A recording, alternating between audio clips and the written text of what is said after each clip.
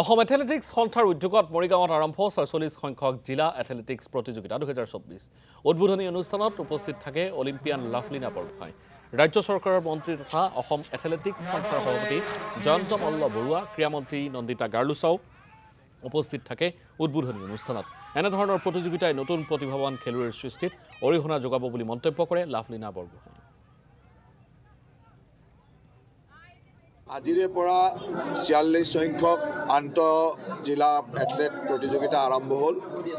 মৰিগাঁৱৰ এই ক্ষীৰোদ বৰুৱা ষ্টেডিয়ামত আজিৰে পৰা ৩ দিনীয়া কাৰ্যসূচীৰে এই প্ৰতিযোগিতা চলিব আৰু অসমৰ সকলো জিলাৰে বিভিন্ন প্ৰান্তৰ পৰা প্ৰায়